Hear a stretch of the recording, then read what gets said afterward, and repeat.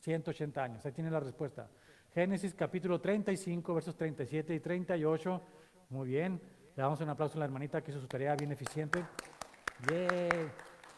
Se me olvidó traer estrellitas, la próxima le ponemos su estrellita. ¿Verdad? Entonces, ¿nadie más lo hizo su tarea? No. Y la otra parte de la tarea, esa me la tienen que dar por escrito. La otra parte de la tarea era importante. Ya no se acuerda a ver, ¿quién se acuerda que había tarea o no se acuerdan? ¿No se acuerdan? Mateo 21. Ok, perfecto, ya lo dijo la hermana. En esos versos tiene que buscar y encontrar una verdad acerca de lo que hayamos hablado la semana pasada. Recuerde que tiene que ver con la soberanía de Dios y con el actuar del hombre bajo la soberanía de Dios. Hay conceptos que tenemos que aprender a manejar. El hombre tiene responsabilidad de sus actos, pero la soberanía de Dios está por encima de todo eso. Y hoy vamos a hablar más de ese tema en el capítulo número 28 del libro de Génesis. Vamos a entrar a leer un capítulo sumamente interesante y tiene un verso en particular que vamos a hablar un poco de ello como más profundamente tal vez, y vamos a explotar un poco el significado de ello.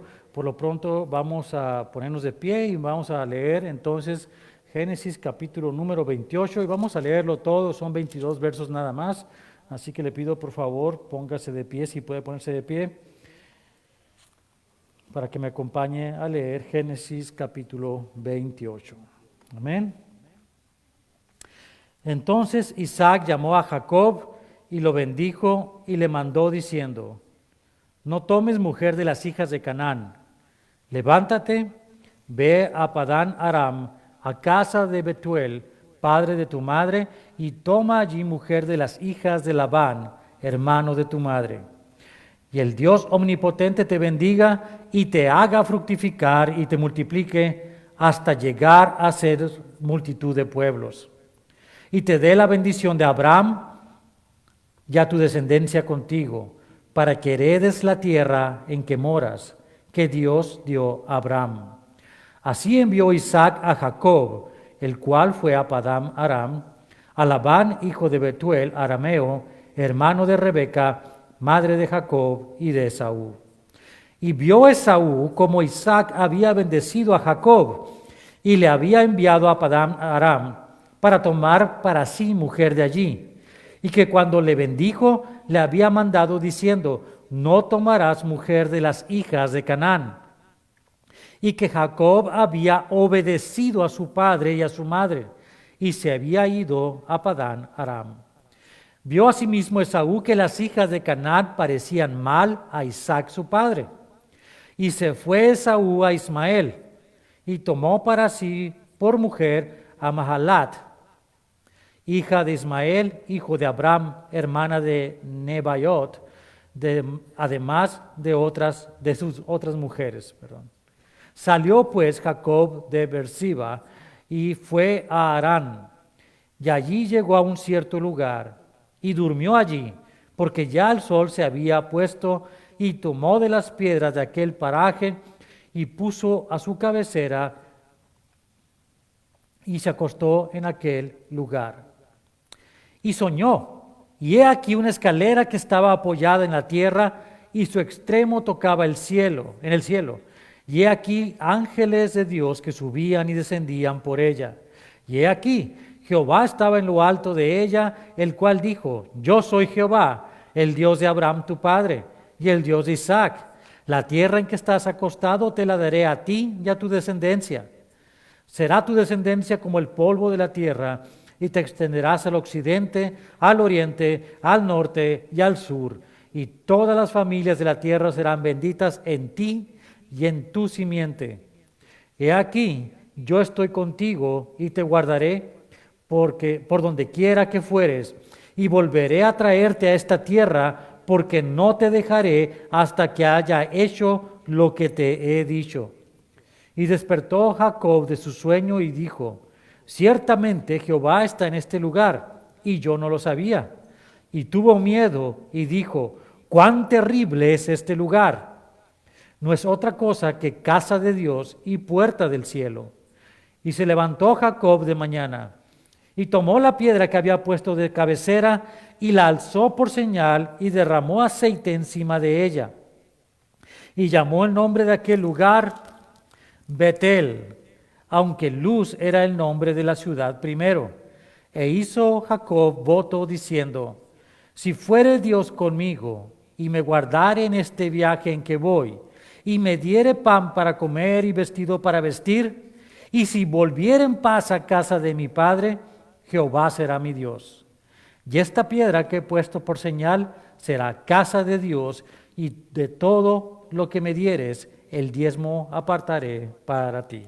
Y el que tenga oídos para oír, que escuche lo que el Espíritu habla en esta noche a la iglesia. Señor, gracias te damos por esta palabra, Señor, una palabra básica en los fundamentos de nuestra fe. Desde esos tiempos tan remotos, tan antiguos, vemos cómo la promesa de la familia, la promesa hecha a Abraham, va siendo delegada de generación en generación en aquellos que tú has escogido. Te damos gracias porque eres tan grande y tan bueno, Señor, que hiciste eso con un propósito definido. Y aquí estamos el día de hoy, después de tantos miles de años, y en lo espiritual somos descendientes de Abraham, por la fe en Cristo, de quien ellos recibieron el anuncio que habría de venir, de su simiente, de la simiente, que eres tú, Señor Jesucristo. Es que nosotros somos bendecidos. Todas las familias de la tierra que crean en ti, todos somos bendecidos con el regalo de la vida eterna. Te damos gracias por ello y te pedimos que tu Espíritu Santo nos hable en esta noche y nos ayude a comprender mejor la palabra que estamos estudiando, y que tengamos bien plantados los conceptos fundamentales de nuestra fe, la doctrina sana que tú quieres que nosotros tengamos. Así que te pedimos que tu Espíritu Santo venga sobre nosotros y nos hable de esa manera, que abra nuestra mente, nuestro corazón y entendimiento, y podamos percibir, recibir y vivir la palabra que esta noche nos hablas. Bendito seas, gracias te damos en el nombre de Jesucristo. Amén. Puede sentarse. Bien, entonces la semana pasada estábamos hablando de lo que pasó en el caso, en el drama de Isaac y su hijo Jacob, y ese favoritismo que tenía la madre de Jacob y de Saúl, que es Rebeca, por este muchacho Jacob. Vimos que Dios ya había hecho el plan, que desde un principio, desde que ya habían sido concebidos, Dios tenía el plan de que el menor sirviera al mayor. Y el nombre que le fue puesto tenía mucho que ver con el carácter moral de este niño, que después fue un joven y después un adulto, como lo vimos en el capítulo pasado.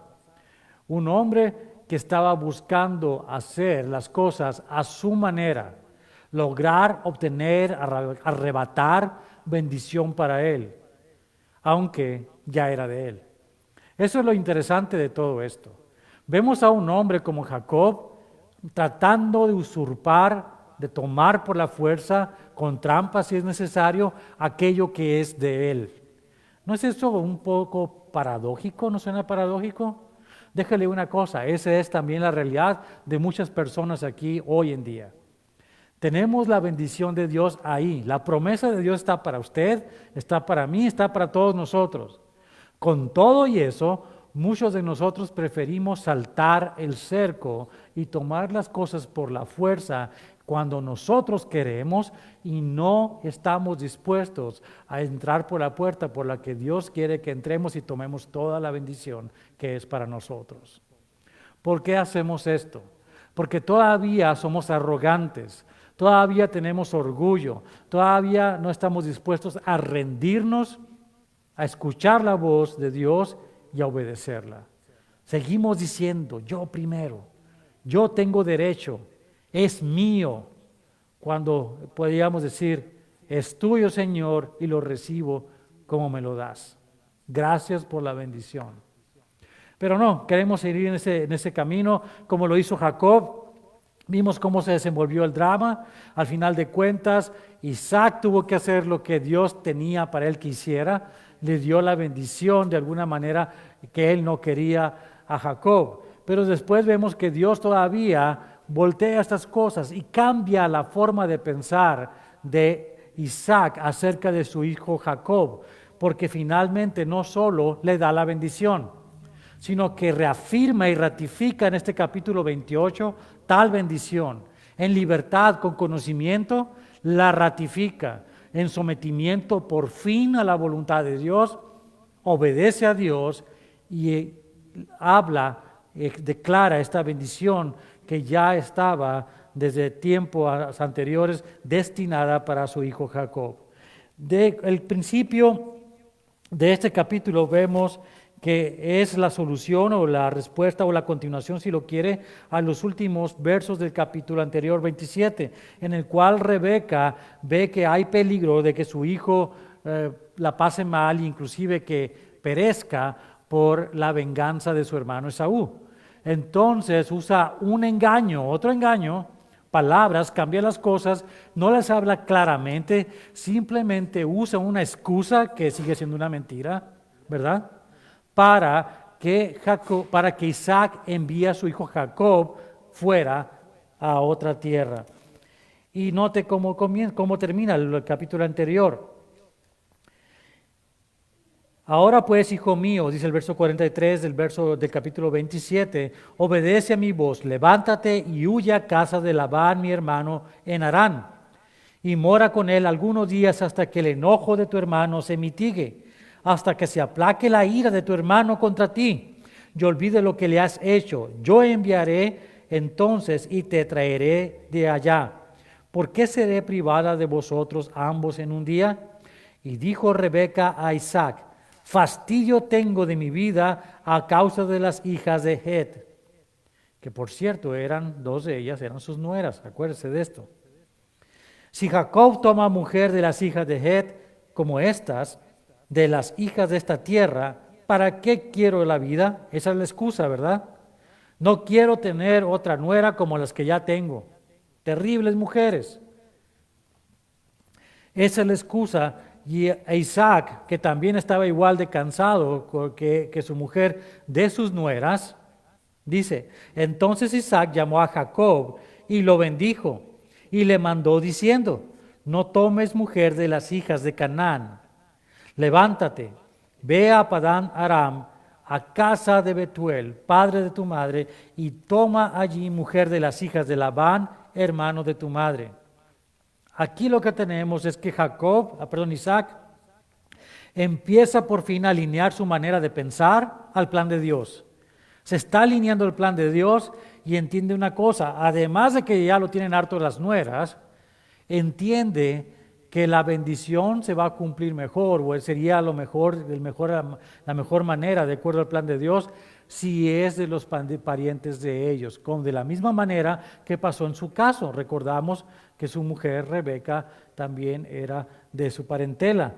Entonces vemos que trata de continuar con esa línea, a separarse, mantenerse apartado de la relación con los pueblos de Canaán, de los heteos, en este caso, cananitas, todos ellos.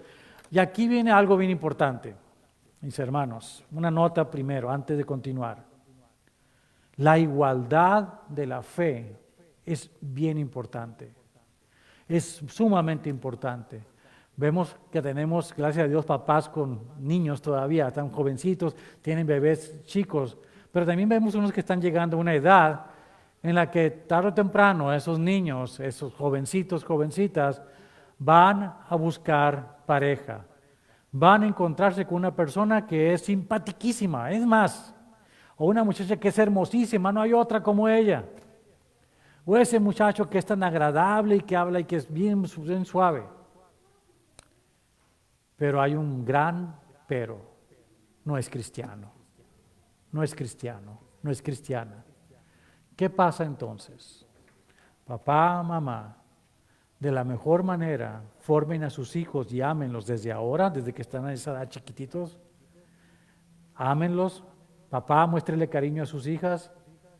y a sus hijos el soporte para que los hijos puedan sostenerse en su fe hasta el día en que escojan a alguien que tenga la misma fe que ellos, que esperen el tiempo de Dios.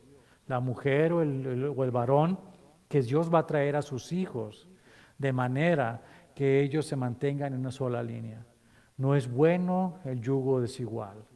No es bueno porque el ejemplo bíblico desde Génesis hasta el final de la Biblia es que siempre que hay desigualdad de yugo, hay problemas, grandes problemas. Problemas como los que tuvo el rey Salomón, que tuvo no solamente el gran pecado de tener muchas mujeres, sino que estas mujeres eran paganas y lo llevaron a él al paganismo, a adorar a los ídolos y a apartarse del Dios verdadero. Al final se dio cuenta que había caído un gran error, pero ¿por qué tenemos que ir en ese camino?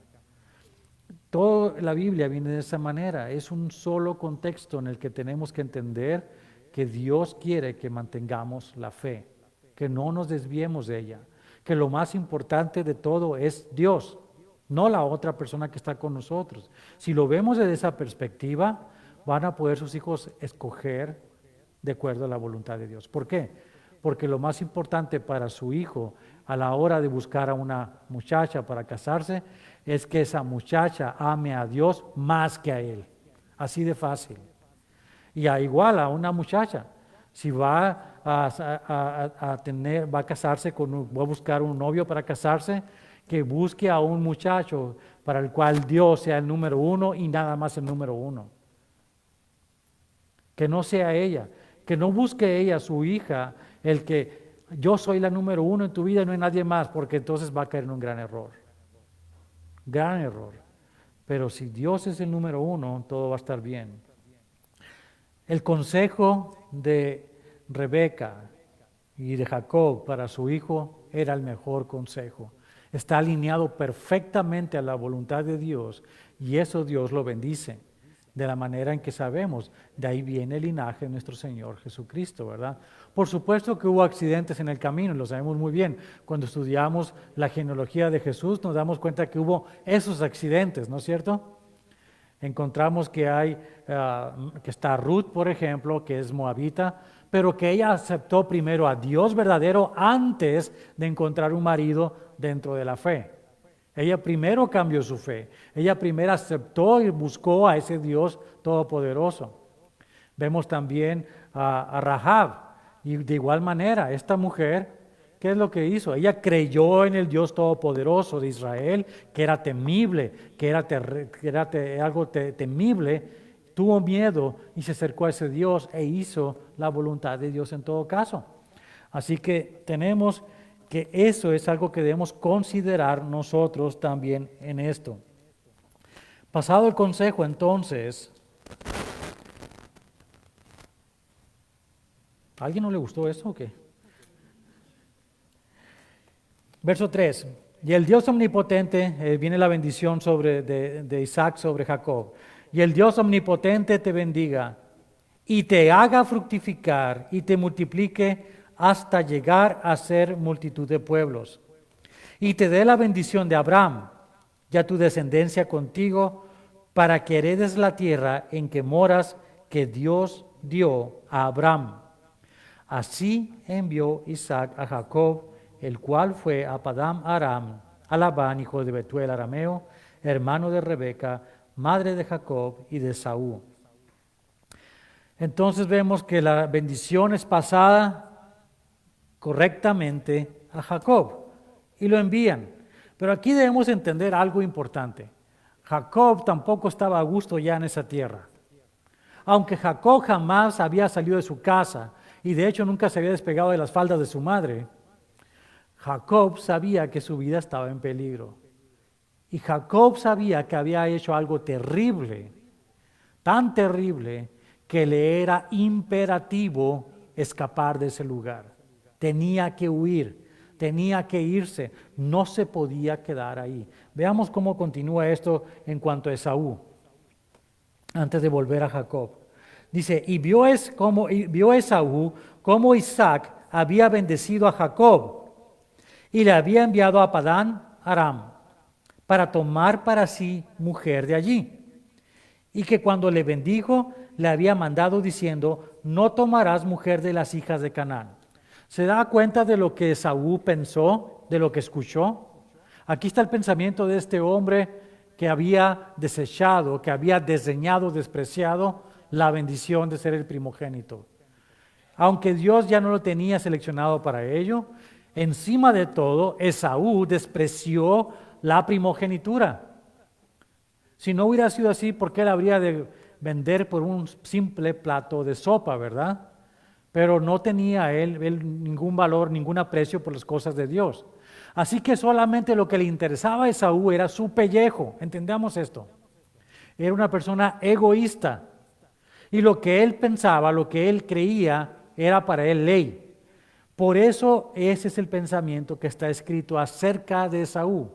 Esaú no se sintió frustrado ni enojado cuando se hablaba de las bendiciones de Dios sobre Jacob, sino que se sintió aludido porque él había tomado 2 esposas de esa tierra.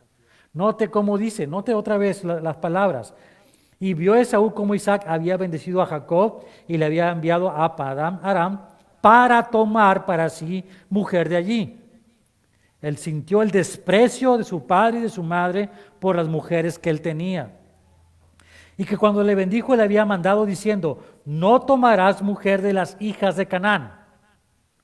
Esto encendió la ira de Esaú a un punto todavía más alto, como vamos a ver a continuación. Dice, y que Jacob había obedecido a su padre y a su madre y se había ido a Padán Aram.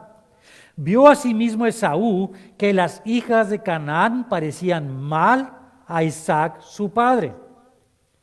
Y el enojo vino en él. Cuando estamos enojados, cuando el fuego arde dentro de nosotros, nos encerramos en nuestro propio pensamiento y todo lo que nos importa es salirnos con la nuestra aunque sepamos que estamos mal. Queremos tener la razón, aunque sabemos en el fondo que estamos equivocados. Note lo que hizo. Verso 9. Y se fue Esaú, ¿a dónde? A Ismael. A Ismael, aquel que había Abraham mandado fuera, lejos, para que no tuvieran nada que ver con la descendencia de la familia de la cual había venido la promesa.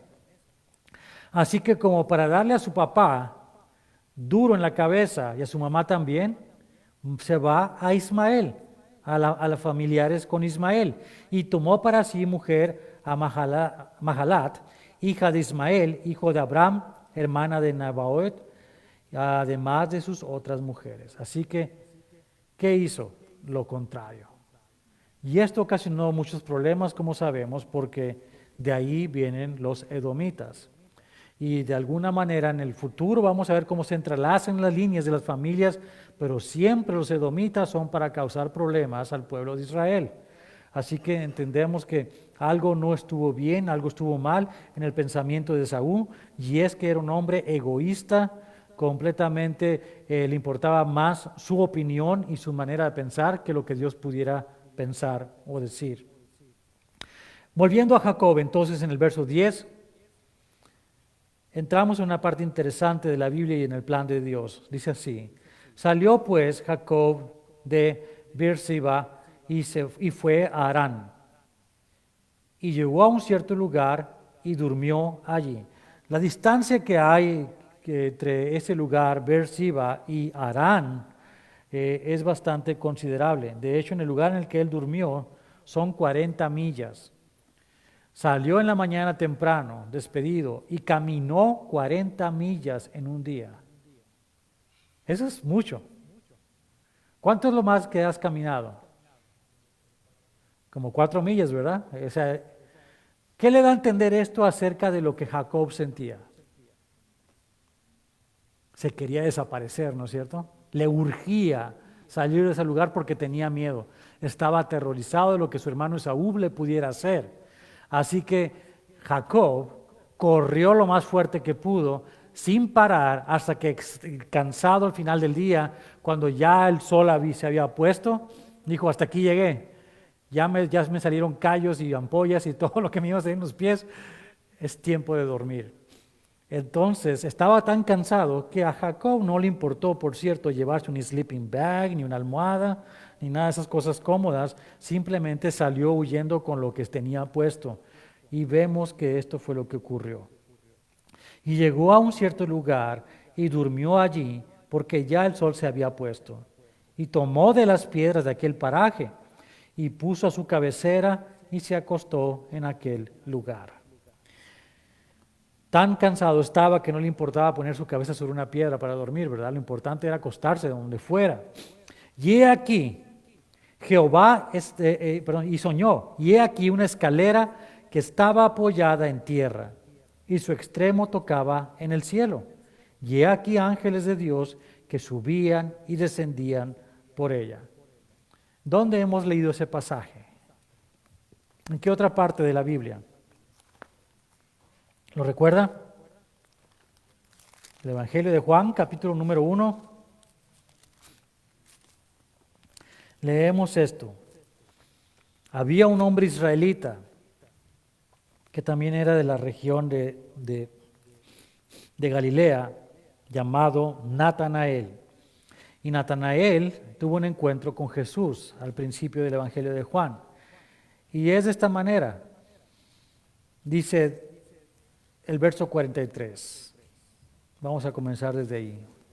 El siguiente día quiso Jesús ir a Galilea y halló a Felipe y le dijo, sígueme. Y Felipe era de Betsaida, de la ciudad de Andrés y Pedro. Felipe halló a Natanael y le dijo, hemos hallado a aquel de quien escribió Moisés en la ley, así como los profetas, a Jesús, el hijo de José de Nazaret. Tenemos aquí a un hombre, Natanael, que estudiaba las Escrituras, que conocía el Antiguo Testamento, que se había preparado en lo que decía y estaba esperando algo. Entonces Natanael escucha que Jesús, el hijo de José, el de Nazaret, ese era el Mesías. Natanael le dijo, ¿de Nazaret puede salir algo bueno? Él tenía un concepto racista, ¿verdad? Era una persona que decía, no, de esa tierra, de ese pueblo, de ese pueblucho, no puede salir nada bueno. No hay nada escrito acerca de ese lugar. De hecho, no está en el Antiguo Testamento en ninguna parte porque no existía ese lugar. Entonces encontramos esto, dice, le dijo Felipe, ven y ve. Cuando Jesús vio a Natanael que se le acercaba, dijo de él, he aquí un verdadero israelita en quien no hay engaño. ¿Qué palabras son esas para describir a una persona cuando por primera vez lo ves? ¿Cómo supo Jesús que era un hombre israelita y que era una persona en la que no había engaño? Le dijo Natanael, ¿de dónde me conoces? Esto evidentemente le movió la curiosidad porque Natanael se consideraba una persona culta con conocimiento del Antiguo Testamento. Por lo tanto, Jesús le apeló a ese conocimiento que él tenía, a su manera de pensar y hasta cierto punto a ese ego que tenía bien puesto, ¿verdad? Era una persona como se dice, con una buena autoestima. Y Jesús apela a ello para acercarse a él. Así que respondió Jesús y le dijo, antes que Felipe te llamara, cuando estabas debajo de la higuera, te vi. Esto fue algo que reveló a Natanael quién era el que estaba enfrente de él. Sabía que solamente aquel que lo sabe todo podía saber dónde él había estado, porque nadie había estado con él seguramente. Entendió que Jesús era más que una simple persona.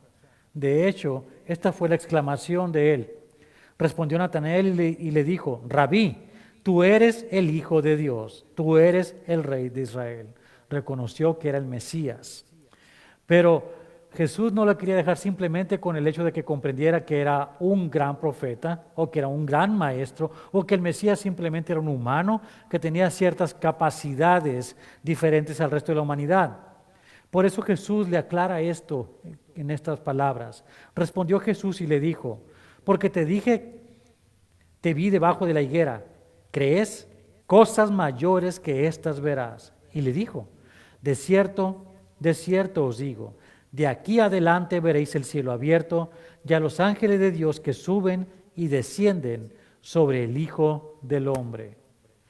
Esta es la misma palabra, la analogía de lo que estamos leyendo en cuanto a Jacob y la visión que tuvo en el sueño, la escalera que unía al cielo y la tierra.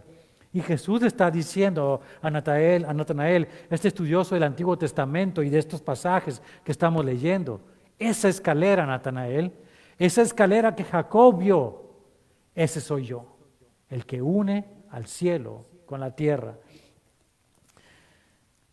Y despertó, y le hace una promesa, evidentemente. Entonces Dios habla de esta manera y hace y ratifica la promesa que le hizo a Abraham. Jehová Dios habla de esta manera y dice, y aquí Jehová estaba en lo alto de ella, el cual dijo, yo soy Jehová, el Dios de Abraham tu padre. Aclara quién es él y a quién se le había revelado. Y el Dios de Isaac, también a quien también se le había revelado de manera física y audible.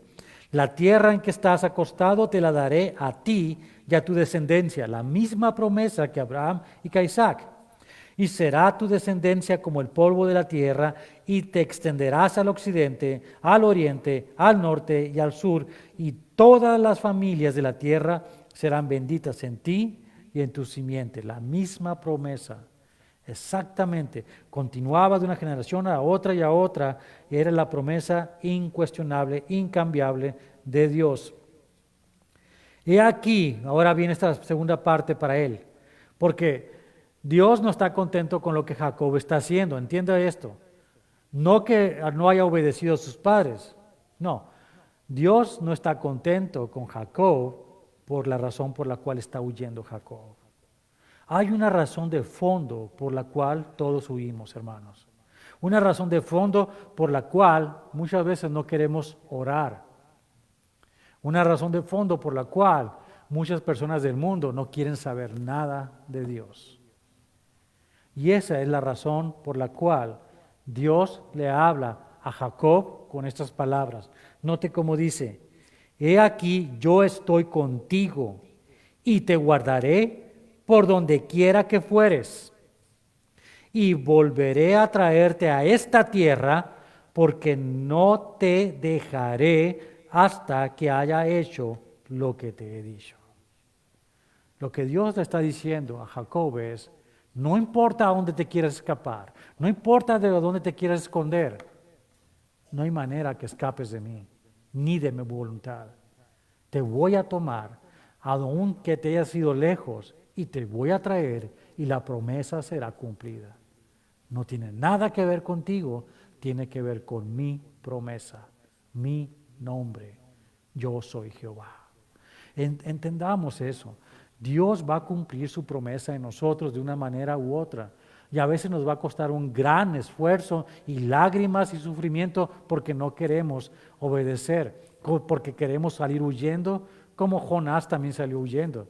Y le dejo de tarea que estudie Jonás, apúntelo ahí.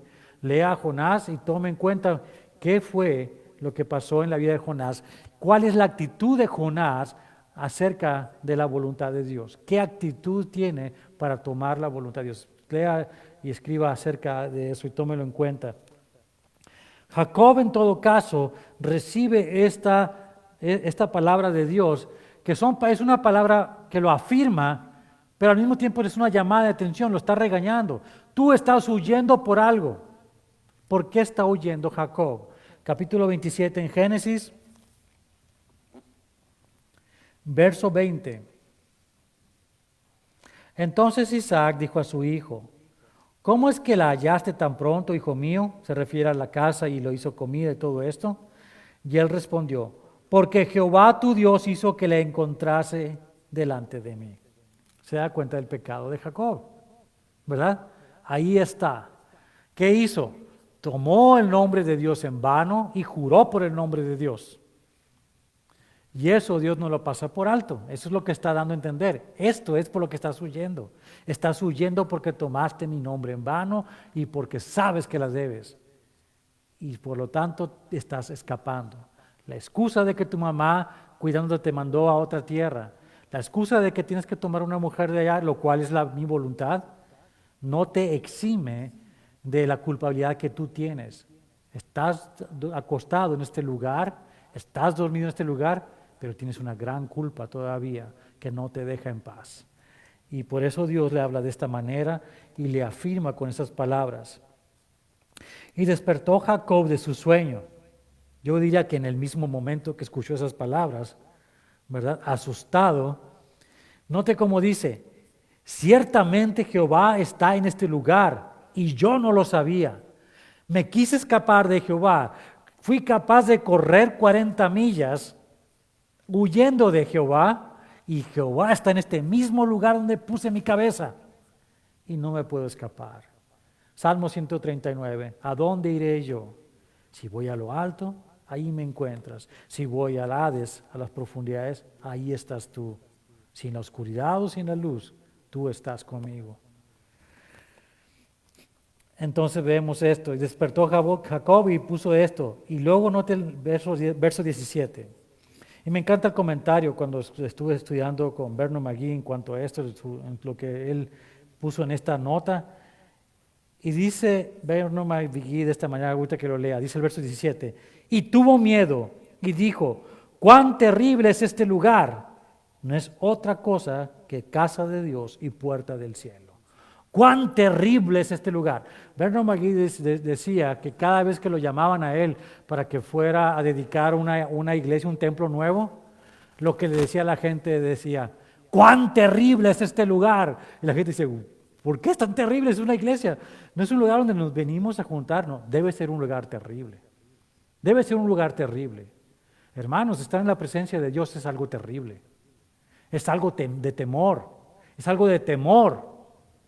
Para aquellos que no conocen a Dios íntimamente como lo conocemos nosotros, el estar en un lugar donde Dios se manifiesta, donde su presencia es real, como en este lugar, como cuando alabamos al Señor, el Espíritu Santo hace que nos movamos y nos estremezcamos y se nos enchine la piel.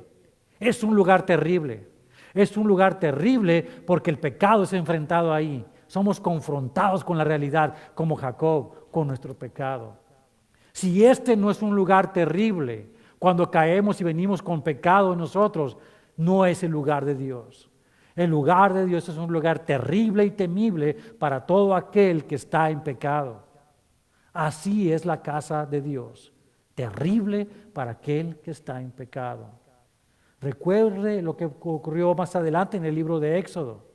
Caminando por el desierto, la primera experiencia que tuvieron cuando Dios quiso hablar con todo el pueblo. Dios quería tener una relación con ellos y hablarles todos los días desde el monte alto, y que el fuego del Señor descendió y la montaña humeaba y rayos y caían por todos lados, y Dios les dijo, no más, no se acerquen, no suban a la montaña porque van a morir. Pero con todo Dios quería hablar con ellos, desde el trueno, desde el terremoto, desde el fuego, de la montaña y el humo espeso. Y la gente dijo, no queremos nada con este Dios. Habla tú, Moisés, con él y tú dinos lo que él quiere de nosotros. Tenemos terror y espanto de este Dios terrible. Ese es el mismo Dios del Nuevo Testamento, déjenles digo. Jesús fue manso. Jesús fue un hombre lleno de amor, y lo es. Pero déjenme le digo algo, cuando Jesús venga la próxima vez, va a venir con terror, con espada, con guerra, y va a clamar la sangre de la venganza, la ira de la copa que está en él. Va a ser derramada sobre la gente. Va a ser un día terrible para aquellos que no crean, aquellos que están en pecado. El terror va a apoderarse de toda la humanidad y van a temblar. Así que tú y yo estamos en un lugar privilegiado. Le llamamos amigo porque Él nos ofreció comer de su plato. Su carne, su sangre fueron derramadas para que estuviéramos con Él en esa relación de amistad. Nos llamó amigos y nos hizo suyos, hermanos, suyos. Comimos de su plato. Pero ¿sabes una cosa? No perdamos de vista que es un lugar terrible. Y debe ser un lugar terrible cada vez que nosotros caemos en pecado. para que arrepentidos volvamos inmediatamente a Él, le pidamos perdón y volvamos a estar en ese lugar tan privilegiado en el que estamos. Casa de Dios, la casa de Dios. Y se levantó Jacob de mañana y tomó la piedra que había puesto de cabecera y la alzó por señal y derramó aceite encima de ella. Y llamó el nombre de aquel lugar Betel, que significa casa de Dios. Casa de Dios. Aunque Luz era el nombre de la ciudad primero. Luz significa en hebreo almendro. Había un almendro, tal vez un árbol por ahí. E hizo Jacob voto diciendo, y aquí va la parte interesante. Jacob acaba de escuchar la voz de Dios. Acaba de escuchar la reprimenda de Dios. Que se arrepintiera de lo que estaba haciendo. De que yo sé por qué te estás escapando, de mí no te puedes esconder.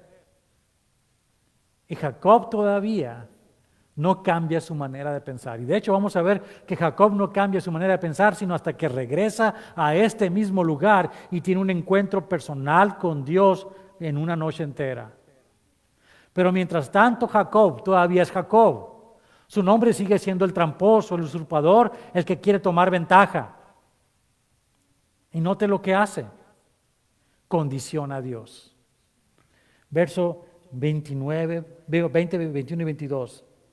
E hizo Jacob voto diciendo, si fuere Dios conmigo, ya estás empezando a escuchar los truenos, ¿verdad? ¿Les da miedo? Si fuere Dios conmigo, condición número 1 para Dios. Dios, si tú eres conmigo, ok, voy a escribir un contrato. Si tú cumples con esto, Dios, entonces tú eres mi Dios. ¿Se da cuenta la posición de Jacob? Si fueres Dios conmigo y me guardare en este viaje en que voy, segunda condición, que me cuide, me proteja, que no me pase nada. Y me diere pan para comer y vestido para vestir, además que me provea de todo, ¿verdad? Quiero viaje todo incluido. Y si volviera en paz a casa de mi padre, cuarta condición, si me regresa con bien, entonces vas a ser mi Dios. ¡Wow! ¡Qué arrogancia! ¡Qué arrogancia de este tipo!, ¿no es cierto? Pero ese es Jacob. Ese es Jacob. Entendamos, esa es su manera honesta de ser. Jacob era honesto, era una persona bien honesta. Pero estaba en un mal lugar todavía su manera de pensar. No había cambiado aquí arriba nada. Seguía estando donde mismo. Aunque escuchó la voz de Dios, seguía estando donde mismo. ¿Cuántas veces yo escuché la voz de Dios siendo un niño y un jovencito y no obedecí la voz de Dios, sino hasta muchos años después? Así es como somos. Cuando esas personas, y me recuerda el caso de este hombre, del que se hizo la película esta, es un caso de la vida real, que fue la Segunda Guerra Mundial. ¿Cómo se llamaba este? Se me fue el nombre ahorita. El que era de aquí de Torrance. Se me fue el nombre. Un nombre italiano, bueno, no me recuerdo. Él estuvo en la Segunda Guerra Mundial y sabemos que su avión cayó en el mar, estuvo en una balsa junto con su amigo por 40 días en el mar. Fue rescatado, pero fue rescatado por los japoneses y estuvo en un mal lugar. Cuando estaba en esa balsa hizo una oración. Si tú me salvas, Dios, yo te serviré el resto de mis días. Y esa promesa no se cumplió por muchos años, pero Dios no lo dejó. De la misma manera que le dijo a Jacob, Dios persiguió a este hombre. Zamprini, Luis Zamprini, ya me acordé. Luis Zamprini fue perseguido por Dios. El alcoholismo y los fantasmas que lo perseguían nos llevaron un día a tener un encuentro con el Señor y Él lo sirvió a partir de entonces. Dios no te va a dejar. Si eres como Jacob y tiene Dios un trato contigo, aunque te quieras escapar, Dios te va a regresar y va a usar sus maneras para hacerlo, pero no condiciones a Dios. No le digas, si tú haces esto en mi vida, yo te voy a servir, porque esa no es una manera de tratar con Dios. Eso es no conocer al Dios, eso es no tener terror del Dios que está en control de todas las cosas. Pero tú y yo tenemos ese temor, o debemos temerlo, porque el temor a Dios es el principio de la sabiduría, ¿verdad? Oremos. Te damos gracias, Padre, por la palabra en esta noche. Te damos gracias, Señor, porque estamos en un lugar especial, aquí es donde nos reunimos todos, donde tu presencia se puede palpar. Encontramos que para nosotros es agradable, es un lugar de reunión, un lugar de comunión contigo, un lugar en que somos amigos y nos sentamos a la mesa contigo. Pero que sea también ese lugar terrible, ese lugar espantoso, donde la presencia de un Dios justo está también presente. Porque no hay diferencia entre tu amor y tu justicia, puesto que en Dios esto es una realidad.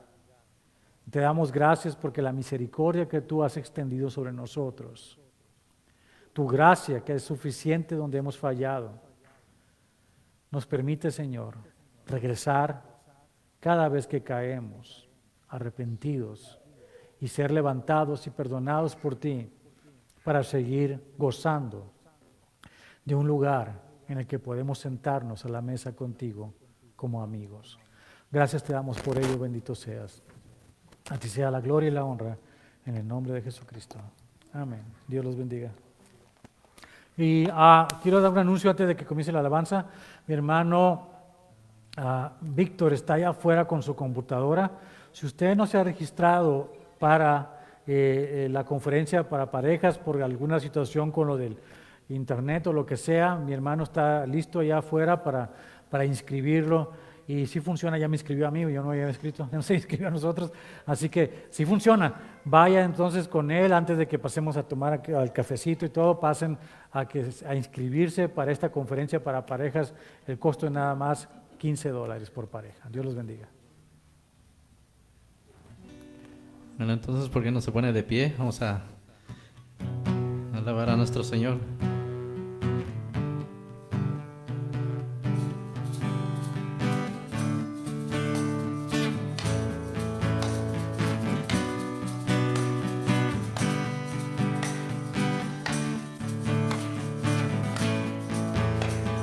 La única razón de mi adoración eres tú, mi Jesús. El único motivo para vivir eres tú, mi Señor. Mi única verdad está en ti, eres mi luz y mi salvación. Mi único amor eres tu Señor, y por siempre te alabaré. Tú eres todo poderoso, eres grande y majestuoso, eres fuerte, invencible, y no hay nadie como tú.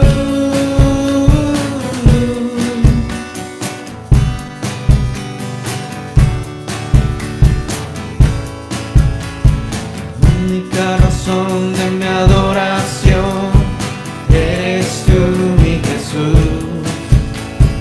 El único motivo para vivir eres tú, mi Señor.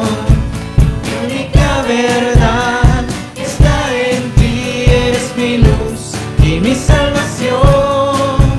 Mi único amor es tu Señor, y por siempre te alabaré. Tú eres todo poderoso, eres grande y majestuoso, eres fuerte, invencible, y no hay nadie como tú. Tú eres todo poderoso, eres grande y majestuoso, eres fuerte, invencible, y no hay nadie como tú.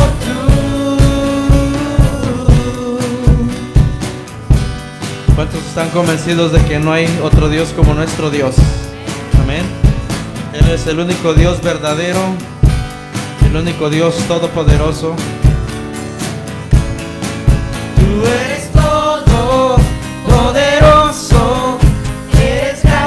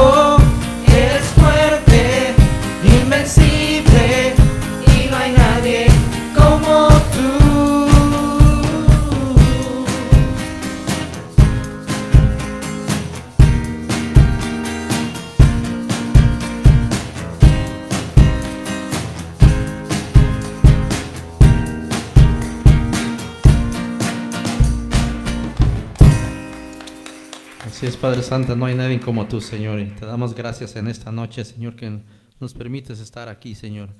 Poder estar aquí escuchando tu palabra, Señor, escuchando tu voz, aprendiendo más de ti, Señor. Gracias te damos, Señor, en nombre de tu Hijo Jesús. Amén. Bueno, que pase una feliz noche.